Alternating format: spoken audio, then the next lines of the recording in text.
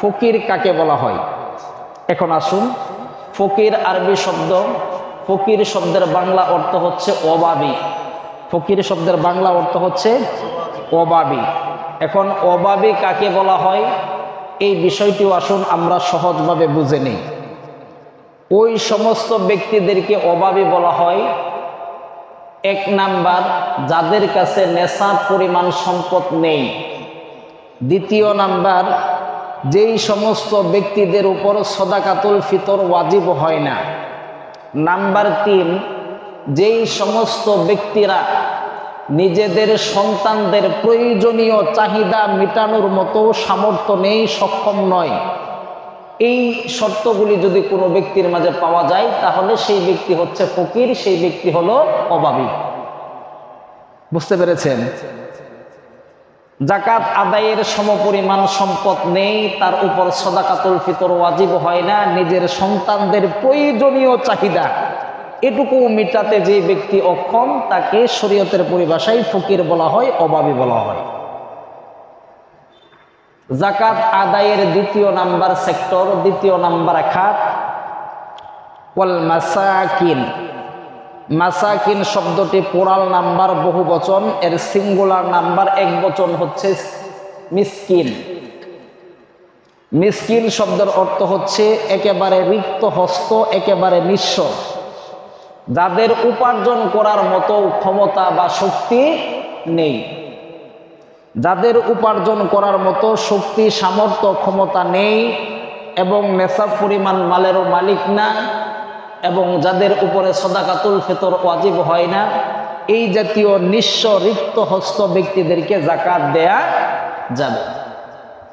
এখন আসুন তৃতীয় নাম্বার, ওয়াল আমিলিনা আলাইহা। যাকাত আদায়কারী কর্মচারীকে যাকাতের টাকা থেকে বেতন বিনিময় দেওয়া যাবে। এখানে শর্ত হলো, যদি ইসলামী রাষ্ট্র ব্যবস্থা হয় এবং ইসলামী রাষ্ট্র ব্যবস্থার সরকার প্রধান কোনো ব্যক্তিকে যাকাতের অর্থ উত্তোলন করার জন্য নিয়োজিত করে দেয়, যাকাত আদায়ের অর্থ উত্তোলন করার জন্য নিয়োগ দেয়।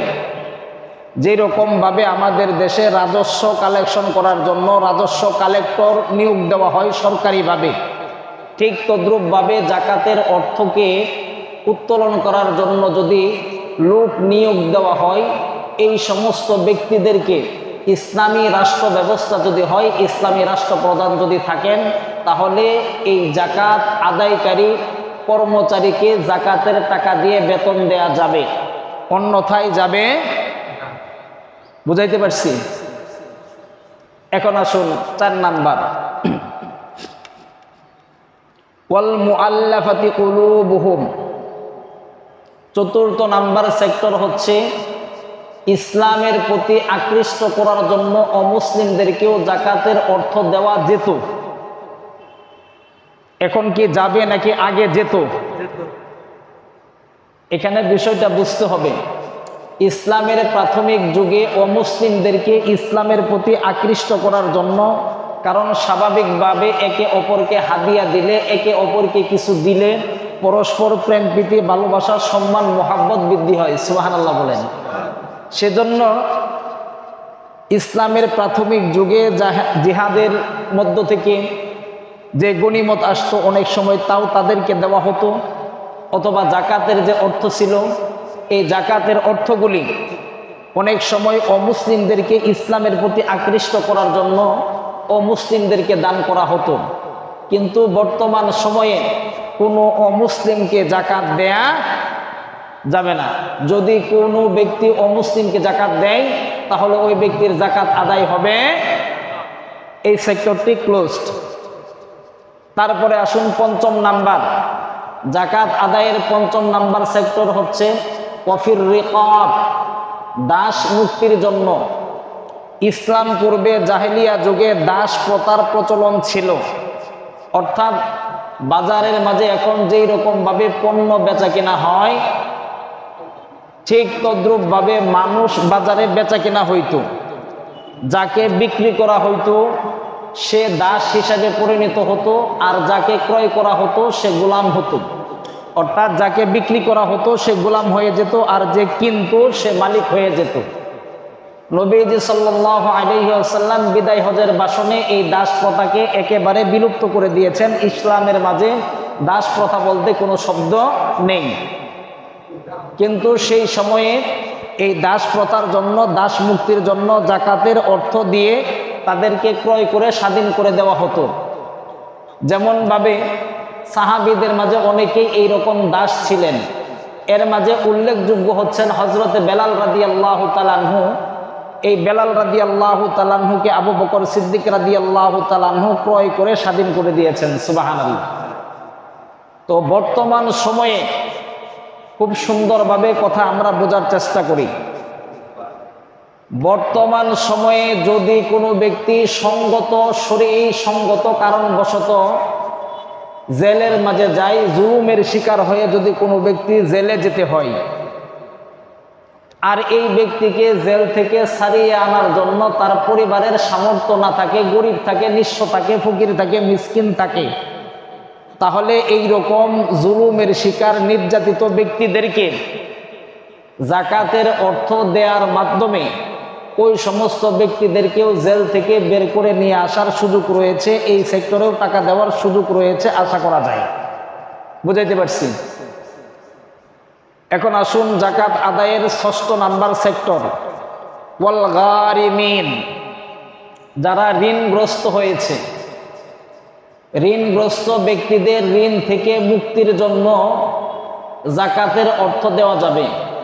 এখন আসুন প্রিয় ভাইয়েরা, আমরা প্রথমেই বুঝে নেই ঋণ হলো দুই ধরনের। ঋণ কয় ধরন? দুই ধরন। ঋণ দুই ধরনের কেমন? এক নাম্বার ঋণ হলো এমন ঋণ যেটা নিতান্তই প্রয়োজন, একেবারে নিতান্তই প্রয়োজন, যা হলে হচ্ছে না, এই রকম হলো এক ঋণ। আরেকটা ঋণ হলো উচ্চ আকাঙ্ক্ষার জন্য, উচ্চ বিলাসিতার জন্য, নিজের উন্নয়নমূলক কাজের জন্য যে ঋণ করা হয়। এই হলো দুই ধরনের ঋণ। একটা হলো প্রয়োজনের ঋণ, আর একটা হলো উন্নয়নমূলক ঋণ। তাহলে ঋণ কয় ধরন? বুঝাইতে পারছি? উন্নয়নমূলক ঋণ, নিজের বিলাসিতার জন্য আপনি গাড়ি করছেন, নিজের বিলাসিতার জন্য আলিশান বাড়ি করবেন, নিজের ফ্যাক্টরির জন্য, মেশিনারিজের জন্য আপনি টাকা পয়সা ব্যাংক থেকে লোন করতেছেন, জায়গা জমির জন্য আপনি টাকা পয়সা উঠাইতেছেন। এটা কি প্রয়োজন না উন্নয়ন? এটা উন্নয়ন। আর প্রয়োজনীয় ঋণ কোনটি? একেবারে নিজে বসবাস করার মতো কোনো ঘরবাড়ি নাই, যাকে বলা হয় হোমলেস, বাড়িঘর কিচ্ছু নাই, এইরকম ব্যক্তি অন্তত পক্ষে বুকের উপরে একটু টিনের চাউল দিয়ে, চতুর্দিকে একটু বেড়া দিয়ে থাকা যায়, এইরকম একটা বাড়িঘর যদি কোনো ব্যক্তির নিতান্ত প্রয়োজন হয়, নিজের সন্তানদের ভরণ পোষণ দিতে একেবারে অক্ষম, অথবা কন্যাদায়গ্রস্ত হয়ে গেছে, 3টা 4টা মেয়ে হয়েছে, মেয়েদেরকে বিয়ে দিতে পারতেছে না, কন্যাদায়গ্রস্ত, এরকম পরিস্থিতির মাঝে পড়ে যদি কোনো ব্যক্তি ঋণগ্রস্ত হয়ে যায়, এই ব্যক্তিকে জাকাতের টাকা দিয়ে তাকে ঋণ থেকে মুক্তির জন্য সহযোগিতা করা যাবে ইনশাআল্লাহ। সুবহানাল্লাহ। কত সুন্দর কথা দেখেন। বাড়ি নাই, আপনার জাকাতের টাকা আসছে 2 লক্ষ 3 লক্ষ, আপনি একটা বাড়ি করে দেন। ওই লোকের তো আর বাড়ির দরকার হচ্ছে। যুবক ছেলে, কাজ করার মতো তার সামর্থ্য আছে, কিন্তু নিজে 20-50 হাজার 1 লক্ষ টাকা খাটিয়ে কোনো একটা ব্যবসা বাণিজ্য ধরবে, অথবা 50,000 70,000 60,000 টাকা দিয়ে একটা ভ্যান গাড়ি ক্রয় করে নিজে তার সংসার নিয়ে চলবে, এইটুকু সামর্থ্য আমাদের সমাজ ব্যবস্থার মাঝে অনেক সময় অনেকের থাকে না। কথা সত্য কিনা? আপনি যদি ওই ব্যক্তিকে আপনার জাকাতের টাকা দিয়ে সক্ষম একটা ছেলেকে যদি আপনি একটা ভ্যান গাড়ি কিনে দেন, তাহলে আপনারা বুঝে থাকলে বলেন, স্বাভাবিকভাবে একজন মানুষ ভ্যান চালিয়ে 2-4-5 জনের একটা সংসার ডাল ভাত খাইতে পারে কি পারে না? পারে। কিন্তু দুর্ভাগ্যজনক হলেও এই কথা সত্য, আমরা যেইভাবে জাকাত আদায় করি, শাড়ি এবং লুঙ্গি দিয়ে জাকাত আদায় করার যে সিস্টেম, আদায় হয়ে যেতে পারে সেটা ভিন্ন, কিন্তু এটা একেবারেই মানবতার সাথে তুচ্ছতাচ্ছিল্য এবং মানবতার সাথে একেবারে হঠকারিতা। কথা বলেন ঠিক কিনা? কারণ হাদিসের মাঝে এটাই এসেছে, যাকাত ইসলামের সেতু বন্ধন। তো সেতু বন্ধন কেন বলা হলো? বলে যাকাত ইসলামের এমন একটি সেতু বন্ধন, এই সেতুর মাধ্যমে গরিবরা এই সেতু পার হয়ে ধনীদের কাতারে আসবে। সুবহানাল্লাহ। অর্থাৎ যারা স্বাবলম্বী নয়, এদেরকে যাকাতের অর্থায়নের মাধ্যমে স্বাবলম্বী করে এদেরকে এমনভাবে নিয়ে আসা। যদিও গল্পটি সত্য নয়, তারপরেও উদাহরণ হিসেবে বলা হচ্ছে।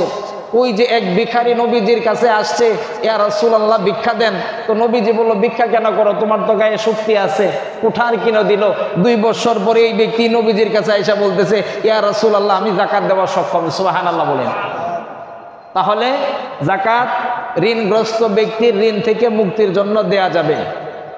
যাকাত দেওয়ার 7 নাম্বার সেক্টর, ওয়াফি সাবিলিল্লাহ।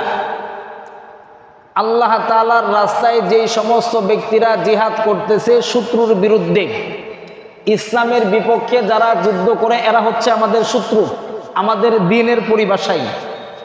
তো আমাদের শত্রু যারা রয়েছে, ইসলামের বিরুদ্ধে যারা যুদ্ধ করতেছে আর ইসলামের পক্ষে যারা যুদ্ধ করতেছে, ইসলামের পক্ষে যারা যুদ্ধ করতেছে, এই সমস্ত মুজাহিদদের সহযোগিতা করার জন্য যাকাতের অর্থ দেয়া যাবে।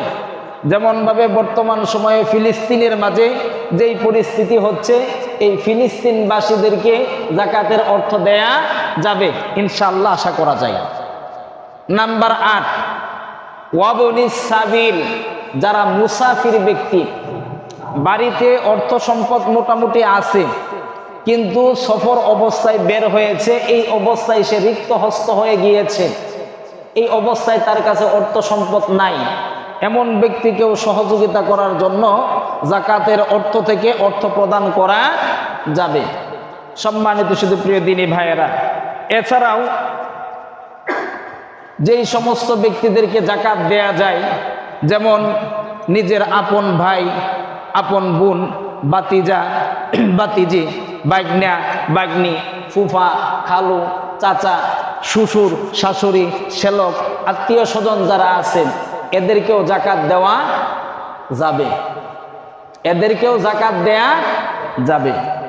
এরপরে আসুন, নিজের অধীনস্থ চাকর নৌকর যদি থাকে এবং এরা যদি যাকাতের হকদার হয়, তাহলে নিজের অধীনস্থ চাকর নৌকর এদেরকেও যাকাত দেওয়া যাবে, যদি এরা যাকাতের হকদার হয়, যদি এরা গরিব হয়। তাহলে এই সেক্টরগুলিতে এবং এই সমস্ত ব্যক্তিদেরকে আমরা যাকাত আদায় করতে পারবো। আল্লাহ তাআলা আমাদেরকে বুঝে শুনে যেই সমস্ত খাতগুলিতে, সেক্টরগুলিতে যাকাত আদায় করলে যাকাতের হক আদায় হয়, আল্লাহ আমাদেরকে সেই সেক্টরগুলিতে যাকাত আদায় করার তৌফিক দান করুন। সকলে বলেন আমিন।